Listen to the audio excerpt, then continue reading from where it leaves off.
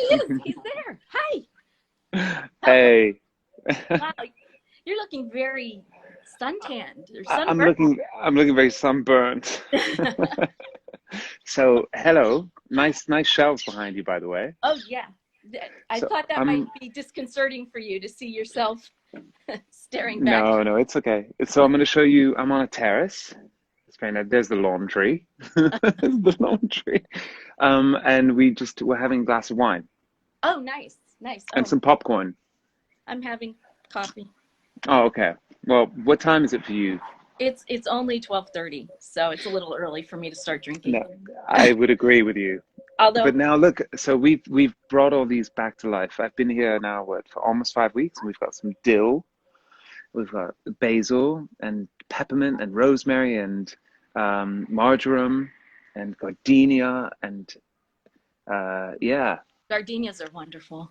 Oh, yeah, smells good. and Deb, nothing's dying. Well, look at your weather. You have wonderful weather there. Well, it's gotten good. It has, and I'm really grateful for this terrace, for this little balcony. And it's ironic because, I got to tell you, obviously I live between lots of different places and I have gardens and I've never been able to have enough time to spend on them. And the one place that I'm relishing more than anywhere is this tiny little strip of balcony where I see neighbors getting naked in the house opposite and Right. fighting and That's good. and throwing their cats out the window because that seems to be something that one of my neighbors likes to do every evening. Good. Uh, but it's a surreal thing. On the one hand, um, it's extremely upsetting because it's affecting all of us, and even economically, it's affecting so many of us. Right. And on the other hand, it's like the world's just kind of being given an opportunity to somewhat To to reset. reset. Exactly. I've said the same thing. It's like when you look at what's happening in places like Venice, where the air and the water are suddenly crystal clear and there's Yeah. no people around. And then you look at how families are reconnecting. And it's almost like telling us we needed it to reset. I wish it wasn't quite in this way, but And but even economically, I mean, I think so many of our habits and our travel habits, our spending habits, our borrowing habits, and have just been so overstretched. And that I speak for me, for friends of mine, for my family members. I mean, I see it, and it's just like this. It's like, wow, God, well, it's only once you get off the roller coaster that you realize that you've been, I wouldn't even say in a roller coaster, more like in a washing machine. mm, right. I totally agree.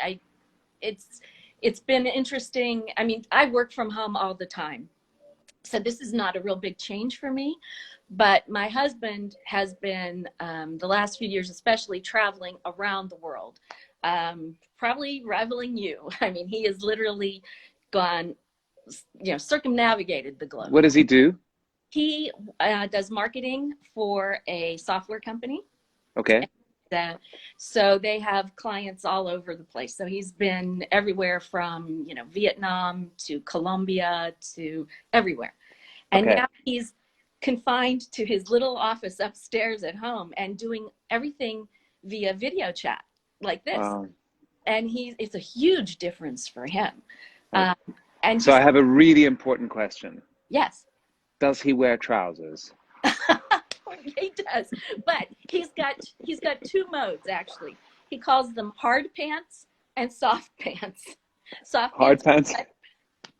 soft pants are sweatpants and hard Yeah. pants are, just jeans or regular pants. And I said, that's Okay. fine as long as you don't go to no pants mode. I'll be I'll be fine. It's a So matter of time. Prepare yourself. that's it. Yeah. So Yeah. no, he still at least has pants on. Okay, good. I hope all of you watching this at home have pants on. Yes, And pants in the UK means underwear. Well, I hope you've got that on too. Well, even if you don't, I don't mind actually. No, you don't even know if I have trousers on, that's true. really. So I think just for 2 seconds, if you allow me, I'm going to speak a little bit in French. Salut à tout le monde qui est en train de regarder en France. Évidemment, moi, je vais parler en anglais parce que cette conversation eh ben, elle va être en anglais surtout, mais a un certo momento je vais vous saluer, évidemment. Ciao a tutti gli italiani che stanno guardando in questo momento.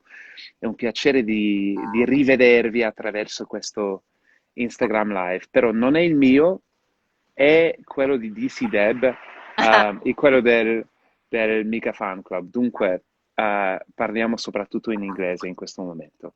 Ok, Yeah. over to you. I'm all Uh, yours. no, What everybody, can I do for you? well, everybody, as I've been doing these, this is my fourth one. Wow, I'm such a pro now. Um, they want, multiple languages, and I'm just not. I speak a little bit of Italian. I think you do a lot. I Well, think you do a lot for this fan club, and I think you do a lot for my music, for me, and for this community that's been built. And so we can forgive totally the fact that you're not going to do it in I'm 17 not languages. Yeah, no. So I was thinking it's been 7 months to the day since the last time I saw you. And It what was that? it was in Montreal. Oh, It was yeah. the Tiny Love Tiny tour. Okay. Yeah, just what an amazing 7 months. I mean, in some ways it seems like it hasn't been that long, but in some ways it feels like a lifetime. Mm. Um, It's true. It's gone by really quickly. I mean, and what's made it seem so so short is that we haven't had the regular steps, the regular progressions that you get in an album campaign and in a tour campaign.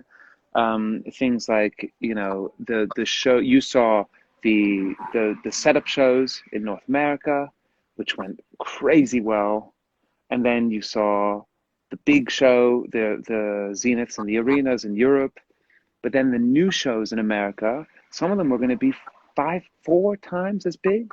I mean, the you saw me in Montreal 7 months ago, and that was how many people oh, in that not 600? it was really that theater was called the Corona Theater, I think, right? Yeah, 600. Yeah. Do you know the show that we were supposed to be playing pretty soon now in Montreal? Do you know how many tickets we had sold up until Corona? I know it was big, yeah. Big. I mean, we were basically we were gonna play it at around 11,000 people. Wow. Yeah. And that's just Montreal. And I mean, look at those venues in Atlanta, in Denver, the Fillmore in Miami. I mean, that's where Madonna played last time she was there. And I mean, just dream venues with real historic kind of musical soul to them. And so it's really, I think the fact that we haven't seen the progression and it's been interrupted in this tour, and that Asia got interrupted, and South Korea and China, um, and the festival season. Yeah. Guys, let's face it, the festival season this year is gone. Hmm. Okay, and that is horrible. I mean, that in this market, that is what we aim for Hmm. today, nowadays, as musicians. It's gone. And weirdly, instead of lamenting it, I think that the one thing I'll say is that it's immediately making me look at 2021 and 2022, which, if you had asked me 5 weeks ago, seemed really far away, but now it seems really soon. Hmm. And if that is the only good thing that'll come out of that, is that the artistic progression, which can often be kind of the brakes can be put on when you're on a long touring campaign, because that's really what things are now. It's touring campaigns more than album campaigns. Those brakes have been taken off now, and so the artistic progression by 2021, we're going to move artistically a lot more forward than we would have if I was still going to do all these shows that I was supposed to do up until September. So there is an advantage, I promise. There's a silver lining, at least as far as me and my work and the stuff that you guys are going to get out of this. There will be a plus side.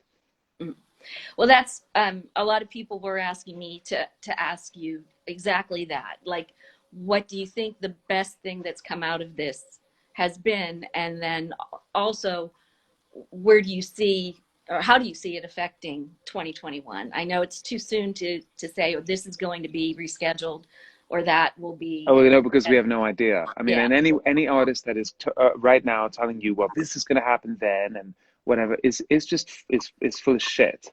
I Mhm. mean, and they really shouldn't be doing that. I mean, when William Morris, who are my agents in America and North America and Asia, they were like, look, whatever you do, don't say postponed and announce dates. They were like, this is really serious.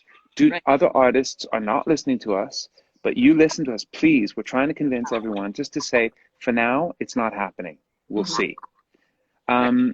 So as far as shows are concerned, we just don't know. We don't know how the lockdown is going to happen, just like all of you. I mean, we're all affected in exactly the same way, and it's not a priority right now. Right. So even some artists like in Italy who are lambasting the government for guidelines for the summer season, sorry, but we just don't know now. No one knows. I Right. mean, don't blame anyone. It's just we just don't know. Right. Um, but as far as me, what's happened is that, okay, I think the best way to describe it, because it's still a little bit abstract, because let's not assume that we've been through the end of this yet, because I think we're at the beginning of this, if I had to be honest with you.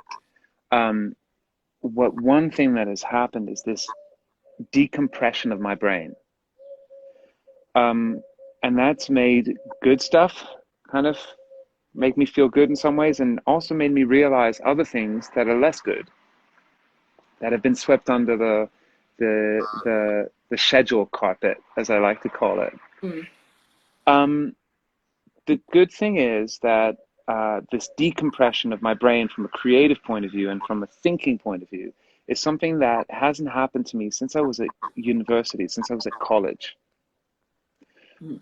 And so inevitably there will be synapses within my brain and my creative brain that will be reconnected as a result of chasing happen, as not chasing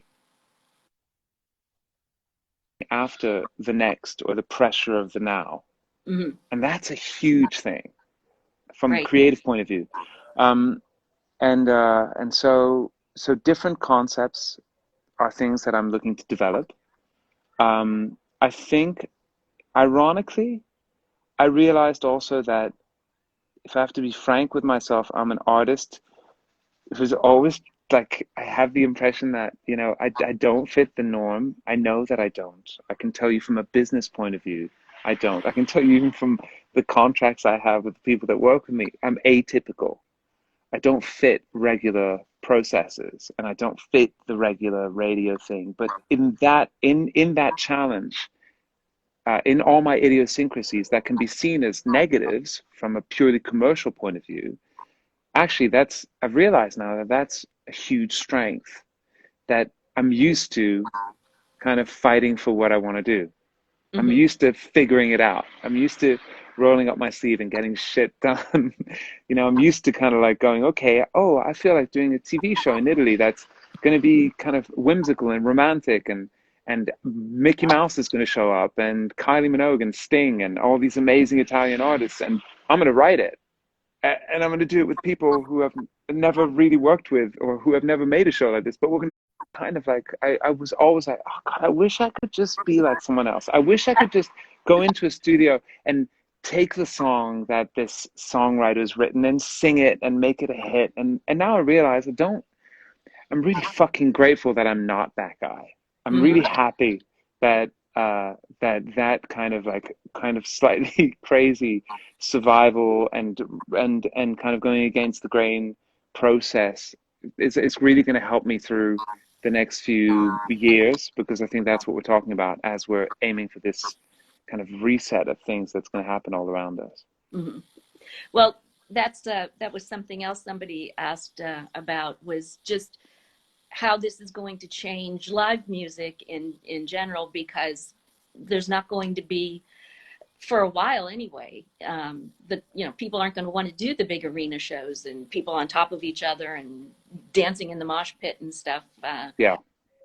So live music will necessarily change, I think, as far as doing more streaming, maybe more, I don't know, more of this kind of thing. I don't know, but Sure, but it's not the same. mm, And no. let's not pretend that it's the same. I mean, I'm sorry, but I, me seeing an artist that I adore, singing a song in his pajamas at home might be a fun novelty, but it is not the same. No. And there's a certain part of me that just doesn't want to see it. I'll see it once or twice, but then after that, I'm like, oh, like, if I ever saw David Bowie doing that, I'd freak out. Right. I'm Yeah. sorry, but I'd freak out. Okay, the amount of detail, of work, of impromptu things that happen when a team of dedicated people put on a show for you to watch, with the lights, with the set, with the costume or whatever, the clothes, with the movements, with all of that magic. Hmm. That is a very specific thing.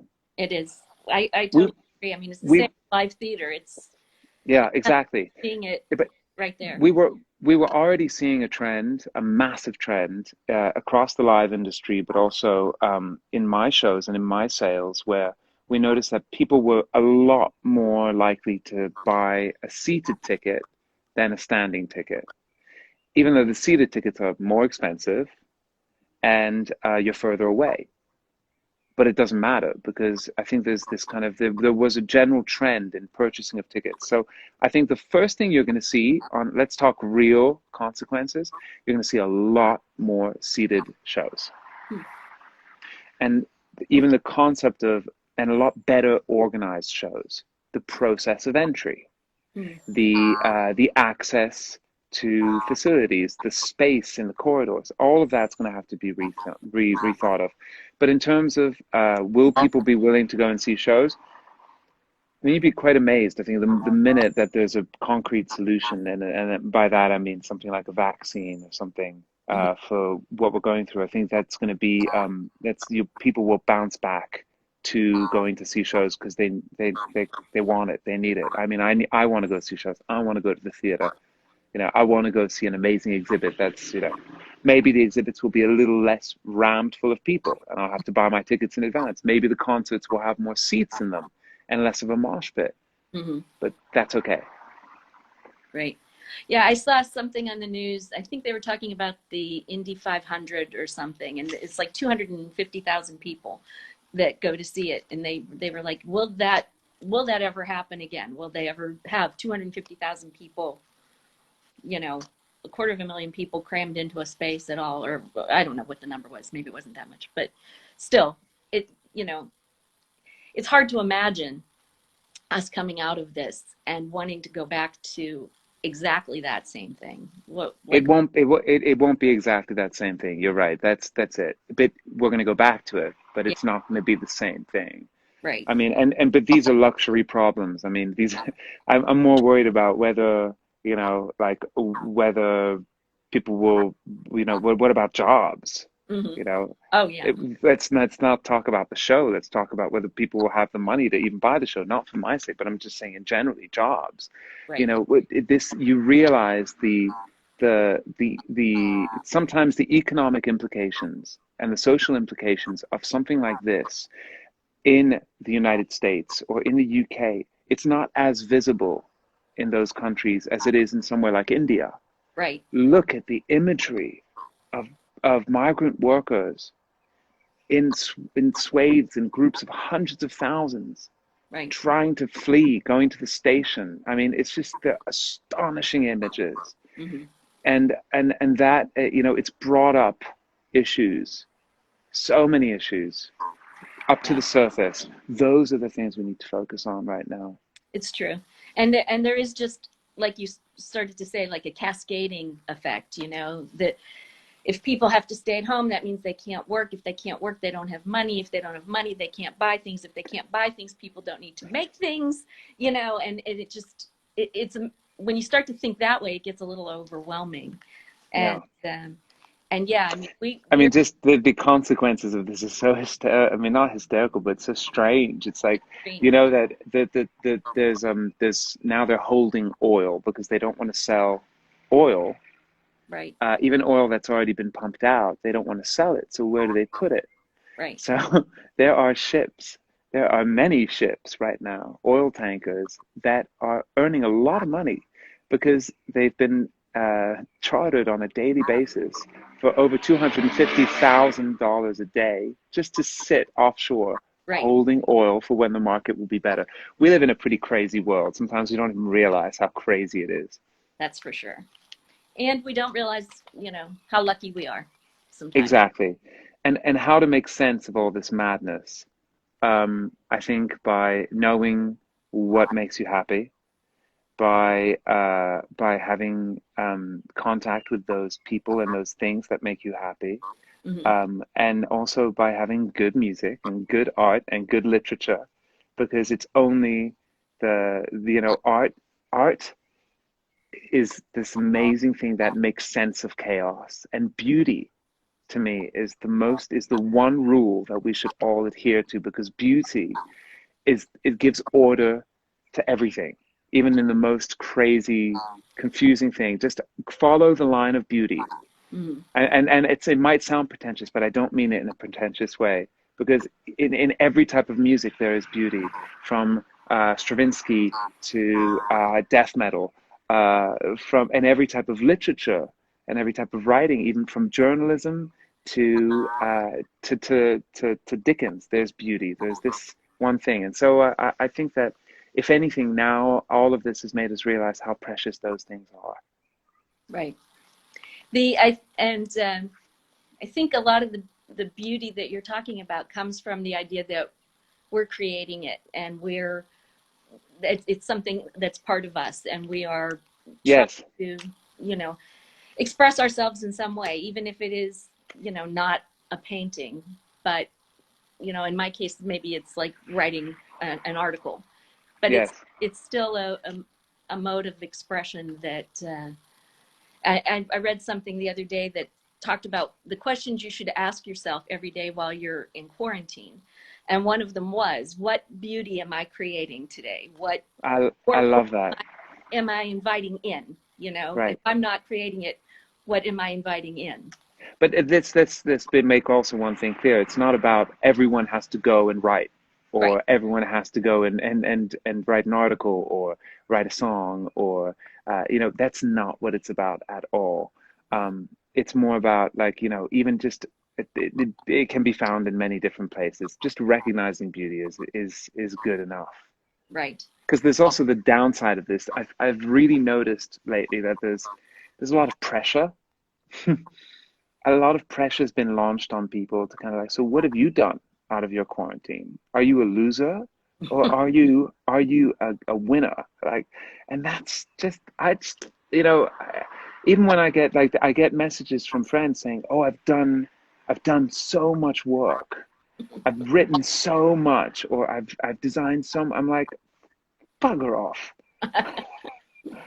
Like, don't don't wave your you know don't wave your accomplishment at me. It's just like I'm just like, I'm trying to figure out how just to be at the moment, and that I thought that would be easy, but that's pretty fucking hard. Yeah, I know. I've had people telling me the same kind of thing, like, they organized their spice drawers and they did this and they did that. And I'm like, yeah, I got up, I got Yeah, dressed. I got dressed. That's about it. Yeah. So, yeah. Well, um, there are lots of questions coming up on the screen. I don't know if you see them too. And people are also saying, can you translate? Can you translate? It's a lot to translate. Yeah, we might have to. Well, we have our translating team. Maybe they will be able to Okay, do see, that. I'm not sunburned, but You're you not? see, no, I'm not. Look, do I look sunburned? I don't. I am tan, Yeah. but It makes but me feel very white. Very. But you know what? We're still allowed to go out and run here, 1 hour a day. And so I have run every single day, and I'm doing sport on FaceTime for another hour of that day. So I have not been as in shape as this in a long time, to the point where I'm just like, it's kind of, it took being stuck in a house to get my shit together and get some better habits. Well, that's one thing that people were asking to ask you is What's it like, to be stuck in one place after you've been traveling all over? And was that hard? And is that the hardest part of all of this? Um, I think, the hardest part is the same for everybody, is just being apart from your family and your friends.